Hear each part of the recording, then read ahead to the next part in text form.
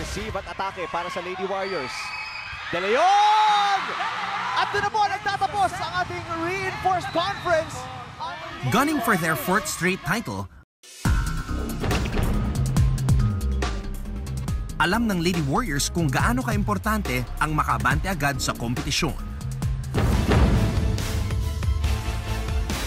At para sa newly appointed head coach nilang si Rico de Guzman, ito ang kailangan niyang pag-isipan at pag-aralan sa bawat laban nila dito sa Open Conference.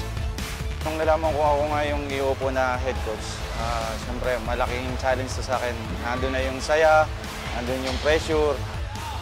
So, pipilitin ko pa rin na may akyat yung team namin sa finals. Siyempre, gusto ko lang din, pag nagpapatraining ako, gusto ko makuha nila yung pinapagawa ko. Gusto kong may apply nila sa laro. The defending champions will parade an almost intact lineup.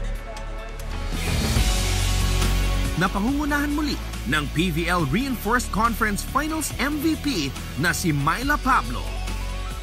Sabi po namin na kailangan yung mga local mag-step up kasi nga ang daming na-injury. Nung 2 games ako hindi naglaro, siguro parang gusto ko tulungan yung team ko kasi yun nga, hindi ko magawa kasi nandun lang ako sa bench. Inisip ko na hindi, kailangan kong bumawi, kailangan matulungan ko yung team ko.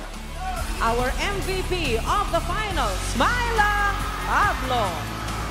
Actually po, hindi ko po expect na ako po yung finals MVP kasi nga po, parang iniisip ko talaga na hindi yung gusto ko talaga mag-champion ka. Kasi ang sarap sa feeling po kasi pag nag-champion ka po uli. Aasahan muli ng kupunan ang monster blocking ability ng NCAA standout from CSB na si Jeanette Panaga. Every game, nagma-mindset ako na dapat ganito yung gagawin ko. Dapat makablock ako ng 5, ganyan, or 6. Tapos pag gabi, before ako matutulog, as in, iniisip ko na kung ano yung mga gagawin ko kinabukasan for the game. Handa na rin magpakitang gilas muli sa depensa ang kanilang multi-awarded libero na si The Ninja, Melissa Gohing. First time ko na 10 5 sets, or ewan ko, 10 ba or mahigit, yung nilaro ng team para makuha yung championship. Napaka-memorable kasi ang daming ups and downs, tapos makikita mo yung faith ng team na talagang kahit na, alam mo yun, ilang beses kami bumagsak, pero naghirap kami para tumayo ulit. As in, big adjustment for me, kasi ever since naman back in the day, I'm always helping the captain. So I'm never the one na very vocal, I'm never the one na papagalitan yung teammates ko. Hindi ako ganun kasi ayoko nagagalit eh. Nagpapasalamat din ako kasi nandiyan si Bobby. Sinasabi ko kay Bobby na hindi ko to kaya mag-isa, so kailangan ko ng katulong.